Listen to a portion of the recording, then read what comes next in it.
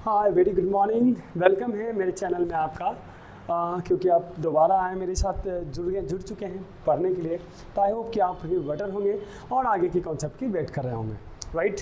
तो लास्ट हमने ये पढ़ चुके हैं कि सिंबल्स क्या होते हैं, राइट। आज हम जल्दी से चर्चा करते हैं वैलेंसी पर। संयोजकता, ये बहुत ही जो वैलेंसी होती है ये बहुत यूनिक कॉन्सेप्ट है। संयोजकता,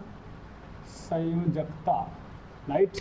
इसे पढ़ने के लिए हम पूरी कॉन्सेप्ट को रिवाइंड मारेंगे, सीखेंगे कि वैलेंसी यानी संयोजकता क्या कहा जाता है। सबसे पहले तो डेफिनेशन में छोटा मोटा डेफिनेशन से कहा जाता है वैलेंसी के बारे में कि the combining capacity of any atoms is called valency.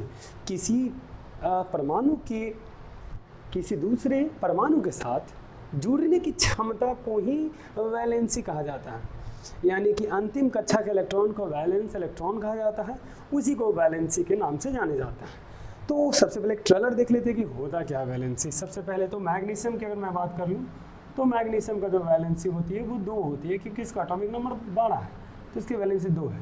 तो आपके दिमाग में अगर डॉट क्लिक किया होगा, सर हाउ, कैसे वैलेंसी, सर मुझे तो आती नहीं है कि 2 कैसे होता होगा।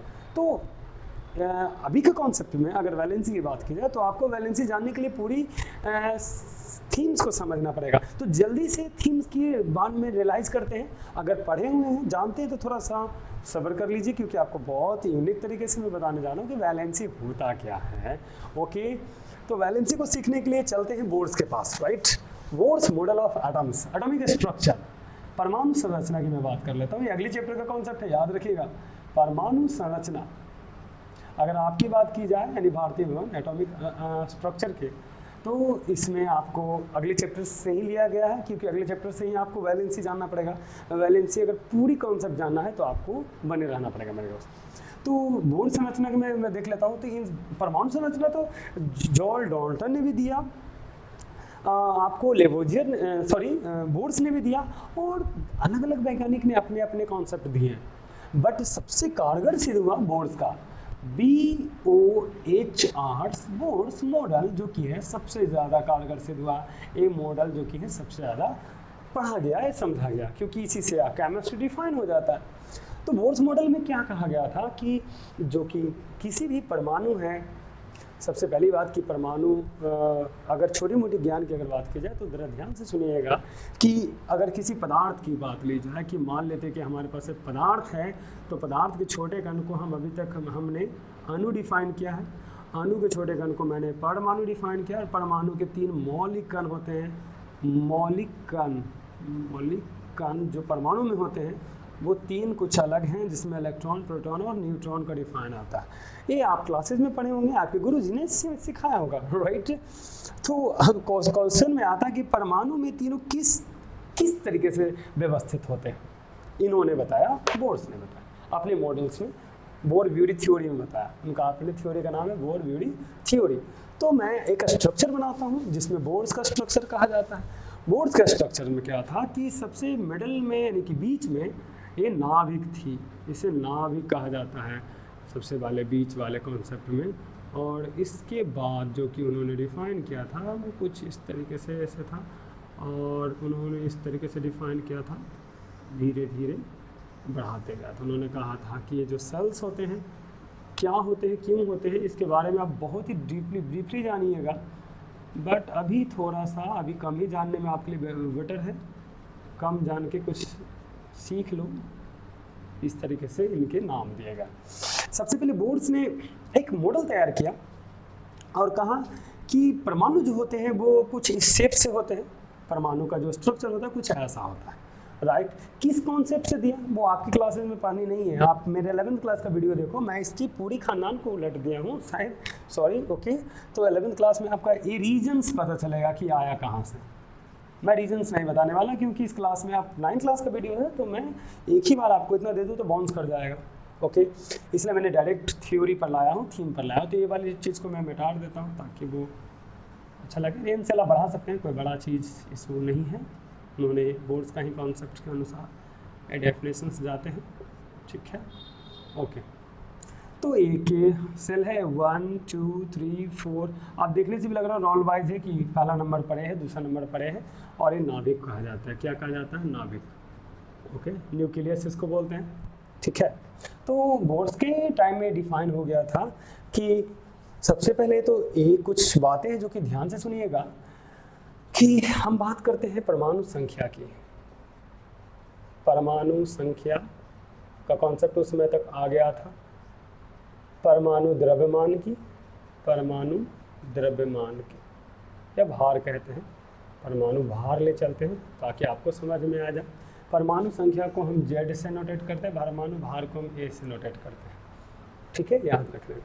और सबसे मेन जो इस टॉपिक का जो मेन कॉन्सेप्ट है जिसे हम नींव बोलते हैं, मेन कॉन्सेप्ट ये है कि किसी भी तत्व में, तत्व के बारे में आप जानते हैं, किसी भी तत्व में इलेक्ट्रॉन की संख्या, इलेक्ट्रॉन की संख्या बराबर होती है प्रोटॉन की संख्या की, प्रोटॉन की संख्या की। मैं आयन की बात नहीं कर रहा हूँ, मैं स्टेबल तत्व की बात कर रहा हूँ। प्रोटॉन्स की संख्या की बराबर होती है Z, यानी एटॉमिक नंबर्स, यानी कि जितना इलेक्ट्रॉन उतना प्रोटॉन उतना ही एटॉमिक नंबर होता है। न्यूट्रॉन्स की संख्या घटते बढ़ती रहती है, वो भी हम चर्चा कर लेंगे कि न्यूट्रॉन्स की संख्या कितनी हो सकती है, राइट। उसके लिए फॉर्मूला होता है न्यूट्रॉन की संख्या बराबर होता है A माइनस Z, यानी परमाणु भार में से अगर परमाणु द्रव्यमान घटा जाए तो न्यूट्रॉन की संख्या आ जाती है, न्यूट्रॉन की संख्या। ये भी फॉर्मूला आप याद रखने का, बस इतना याद रखो कि इलेक्ट्रॉन और प्रोटॉन की संख्या बराबर होती है क्योंकि इलेक्ट्रॉन पर जो चार्ज होता है यानी कि नेगेटिव होता है, प्रोटॉन पर पॉजिटिव होता है, और इक्वल होगा तो कट के तो न्यूट्रल होगा ना। और कोई भी तत्व जो होता है वो न्यूट्रल होता है, मतलब उसमें कोई आवेश नहीं होती है अगर स्टेबल की बात की जाए तो, राइट। तो जल्दी से हम आगे बढ़ते हैं। हम ये देख चुके हैं कि इलेक्ट्रॉन की संख्या प्रोटॉन की संख्या के बराबर होती है, उसके बराबर में एटॉमिक नंबर यानी Z होता है। ये मेन कॉन्सेप्ट इस चैप्टर का है। अब थोड़ा सा एग्जाम्पल देख लो कि ये ऑक्सीजन है, क्या है, ऑक्सीजन है। ऑक्सीजन में जो कि है परमाणु संख्या कितनी है, 8 है। परमाणु संख्या कितना, 8 है। तो इसमें इलेक्ट्रॉन जो होगा वो k गो होगा, तो 8 गो होगा। अब प्रोटॉन जो होगा वो k गो होगा, वो 8 ही गो होगा। तो 8 गो इलेक्ट्रॉन नेगेटिव, 8 गो प्रोटॉन पॉजिटिव, ठीक है। अब न्यूट्रॉन्स की बात कर लेते हैं। तो ऑक्सीजन का परमाणु संख्या 16 होता है, ये A है, और इसमें से अगर घटा लें 32 ना, क्योंकि 8 होता है परमाणु संख्या, 8 दूनी 16, 16 में से अगर 8 जाएगा तो 8 बचेगा। तो इसमें इलेक्ट्रॉन की संख्या भी, प्रोटॉन की संख्या भी होती है 8 ही। इलेक्ट्रॉन प्रोटॉन न्यूट्रॉन की संख्या ना, न्यूट्रॉन की संख्या 8 ही होता है, 8 न्यूट्रॉन, इसमें कोई चार्ज नहीं होता है, याद रखिएगा। अब दो चीज़ नाभिक में होती है, एक प्रोटॉन एक न्यूट्रॉन। किन का कहना था, तो बोर्स बाबा का कहना था कि जो प्रोटॉन बाबा होते हैं और न्यूट्रॉन बाबा होते हैं वो नाभिक में होते हैं, ठीक है। तो कॉन्सेप्ट में आता है कि इलेक्ट्रॉन कहाँ होता है, तो इलेक्ट्रॉन जो होता है वो चारों ओर ऑर्बिटल में सर्कुलर मूवमेंट करता है, यानी कि सेल्स में होते हैं। इसका नाम जो है ऑर्बिट है, नॉट ऑर्बिटल, ये ऑर्बिट है, याद रखिएगा, ऑर्बिट है, ठीक है। ऑर्बिट में जो छोटे छोटे आपको जो घेरा दिख रहा है उसको सेल बोलते हैं, सेल, ठीक है। सेल के नाम है KLMNOP, देखें सेल का नाम है KLM। अब हम धीरे धीरे जो कि पुराने वाली चीज़ों को मैं इरेज करूँगा। अगर आपको कुछ लगता है कि नोट डाउन करनी है तो जल्दी से कर लीजिए, क्योंकि मैं इसे डिलीट करने वाला, ओके। एक बार डिलीट होगा तो वापस नहीं आएगा, तो जल्दी से नोट डाउन कर लो, ओके, क्योंकि मैं इसे मिटाने जा रहा हूँ। तो यहाँ से शुरू करूँगा, सॉरी वाह, आप पीछे करके लिख लेना, ओके। ये सेल है, सेल के जो नाम होते हैं, सेल का नाम है जो K है, L है, M है, ABCD का ये अक्षर है। आप बोलोगे सर ये क्यों लिया गया है, ये कोई लॉजिक नहीं है, ये आपको ABCD का अक्षर सिर्फ लिए गए हैं। इसमें भी लोग बच्चे लॉजिक खोजने लगते हैं। क्वांटम नंबर में अगर बात की जाए तो K का 1 होता है, L का 2 होता है, यही तो याद रखनी है किसका कितना होता है क्वांटम नंबर। एक क्वांटम नंबर है, याद रखिएगा। ये कहाँ से आए, ये 11th में आपको पढ़नी है। आप मेरा 11th क्लास का वीडियो जल्दी से जाओ, ग्लोबल स्मार्ट क्लासेस में सर्च करो। अगर आपको खुजली हो रही है तो जाइए, कोई दिक्कत नहीं है, वहाँ पढ़िए, आपके लिए कोई प्रॉब्लम नहीं। यहाँ हम आपको सीमित ही बताऊँगा। ये क्वांटम नंबर है, ठीक है, क्वांटम नंबर, ठीक है। अब देख लो कि क्वांटम नंबर तो डिफाइन किया गया है। अब जो इलेक्ट्रॉन होगा वो पर सेल में होगा। तो के में 2 होते हैं, एल में 8 होते हैं, 18 होते हैं, 32 होता है और 50 होता है। ये कैसे भरा जाता है वो देख लेते हैं। तो सबसे पहले तो हम कहते हैं वॉल्यूम ऑफ सेल की बात। वॉल्यूम ऑफ सेल, किसी सेल में कितना इलेक्ट्रॉन रखा जा सकता है, किस सेल में कितना इलेक्ट्रॉन भराएगा, कितना इलेक्ट्रॉन भराएगा, के में कितना, एल में कितना। तो उसके लिए फॉर्मूला होता है, फॉर्मूला जो होता है वो आप पढ़े होंगे बुक्स में, 2n², ये फार्मूला होती है। और n का मान 1 2 3 4 5 डॉट डॉट डॉट इंक्रीज करेगा, ठीक है। आइए तो बारी बारी से रख के देखते हैं। k के लिए कितना होगा, 4k, 2 × 1 का स्क्वायर। क्यों, n का मान 1 होगा, क्योंकि k है, k के लिए 1 है, तो देखिए सर जी 1 होगा, तो 2 भरा जा सकता है। l के लिए 2 × 2 का होल स्क्वायर, 2 दूनी 4 दूनी 8 होता है। और m के लिए 2 × 3 का होल स्क्वायर होती है, 3 3 9 दूनी 18 होता है। n के लिए 2 × 4 का होल स्क्वायर, 4 दूनी 16 दूनी 32 होता है। और n के लिए 2 × 5 का होल स्क्वायर तो 50 होता है। o के लिए 2 × 6 का होल स्क्वायर तो 72 होता है। ये काफ़ी ज़्यादा हो गया, आप याद रखने का 2 8 18 और 32, यानी कि अगर इसके मॉडल को तैयार किया जाए तो कुछ ऐसा होगा। ये नाभिक है, सॉरी ये थोड़ा सा मिस्टेक हो गया, 2 1 2 3 4 5 6 7 8 होता है। और इसके बाद 1 2 3 4 5 6 7 8 9 10 11 12 14 15 16 17 18 होता है। तो ऐसे भरते अब चले जाइए, आराम से 3D मॉडल में भर सकते हैं। तो ये तो थी फॉर्मूलाज, ये तो थे आपके जो बोर्ड्स ने डिफाइन किया कि किस तरीके से भरा जाता है। अब बोलोगे सर अभी तक इतनी कहानी बता दी है, अभी तक ये नहीं बताया कि वैलेंसी निकलेगा कैसे। तो सर जी ये होल्ड करो, ये वैलेंसी का ही कॉन्सेप्ट है, वैलेंसी ही मैं आपको बता रहा हूँ। अगर इतना ना बताता तो आपको समझ में नहीं आता कि मैग्नीशियम का वैलेंसी होता क्या है और ऑक्सीजन की वैलेंसी होता क्या है, राइट। तो इसको हटाएं और देखें वैलेंसी क्या होती है। अगर आपको लिखना है तो प्रीव्यू करके लिख लीजिए, वीडियो को बैक कीजिए, आपका वापस ये आ जाएगा। आपके पास सुविधा है वीडियो को बैक करने का, तो जल्दी से कर लो। अब हम चलते हैं परमाणु इलेक्ट्रॉनिक विन्यास के। इलेक्ट्रॉनिक विन्यास क्या होता है, इलेक्ट्रॉनिक विन्यास की बात कर लेते हैं। ये क्या होते हैं वो देख लेते हैं, ठीक है। इलेक्ट्रॉनिक विन्यास हमें बताता है कि किस सेल में कौन से कक्ष में कितने इलेक्ट्रॉन होंगे, कौन से कक्ष में इलेक्ट्रॉन, और किसकी मदद से, मेन सेल की मदद से। मेन सेल कौन थे, तो K L M N ये सब मेन सेल है, ओके। हम मैग्नीशियम का ही चर्चा करते हैं क्योंकि मैग्नीशियम का ही शुरू में स्टार्ट किए थे। तो पहला K सेल में कितना 2 जाएगा, L में कितना जाएगा 8 जाएगा क्योंकि 8 है, और N में आपको 2 जाएगा, 2 8 2, तो देखिए लास्ट में 2 बचा, तो आ गया ना वैलेंसी वाला, टाक्स वैलेंसी आ गया, ओके। अब बहुत इजी लगेगा आपको निकालना। अब बोले सर ये 2 2 कैसे करें, हमको समझ में नहीं आ रहा।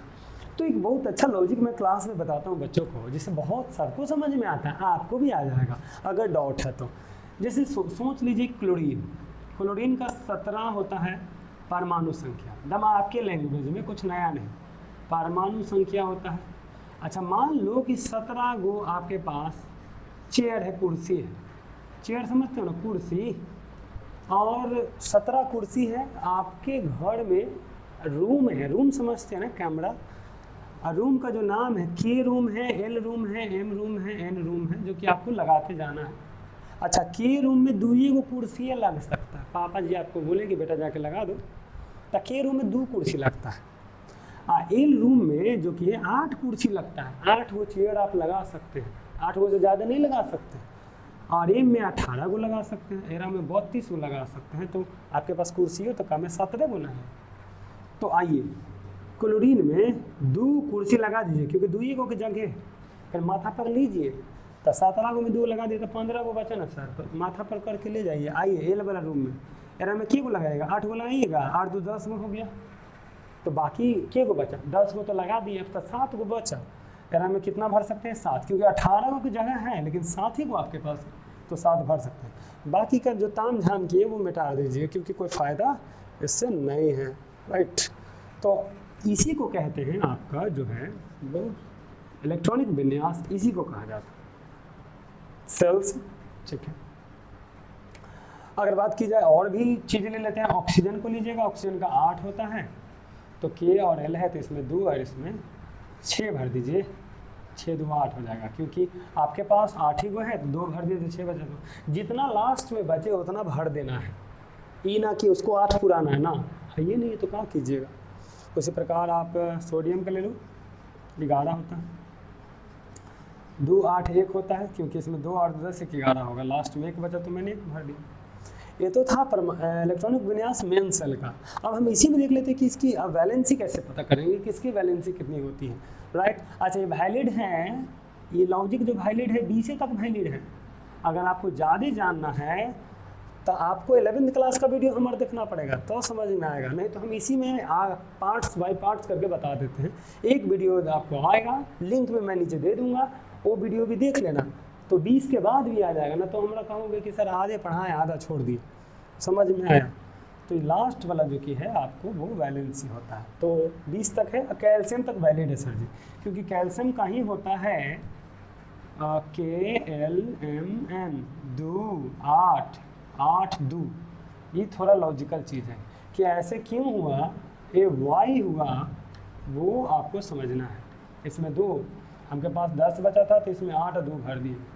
वाई का जो उत्तर है आपको अगले वीडियो में मिलेगा, क्योंकि बड़ा लंबा वीडियो बन गया, तो जल्दी से इसको ख़त्म करेंगे, वैलेंसी बता। तो 20 तक आपके लिए बड़ी फ़ायदेमंद है, 20 तक जानिए। अगर आप 10वां क्लास के बच्चे हैं तो आपको ज़्यादा जानना ज़रूरी है। तो आइए वैलेंसी की चर्चा करते हैं। अंतिम कक्षा के बारे में देख लेते हैं थोड़ा सा। 3D मॉडल देखिए ऑक्सीजन का, 3D मॉडल जो कि है ऑक्सीजन का, देखिए क्या होता है वो समझाते हैं। ये न्यूक्लियस है साहब, के सेल हुआ साहब, एल सेल हुआ साहब, तो के सेल में 2 हुआ साहब, और 1 2 3 4 5 6, राइट। ये ऑक्सीजन का है, ऑक्सीजन का, ठीक है। तो ये जो सेल है वो आउटर सेल है, आउटर मैंने बाहरी कक्षा, बाहरी कक्षा है, बाहर वाला कक्षा है, ठीक है। तो लास्ट सेल में अगर बचे क्या, अगर 1 2 3 इलेक्ट्रॉन बच जाए और 4 भी चलता है, तो ये इसकी वैलेंसी हो जाती है, ये इसकी वैलेंसी हो जाती है। इसको हम वैलेंस इलेक्ट्रॉन भी कहते हैं, ठीक है, संयोजी इलेक्ट्रॉन। अगर लास्ट सेल में 5 6 7 बचे, तो 8 में से 5 घटा के 3 लिखो, 8 में से 6 घटा के 2 लिखो, 8 में से 7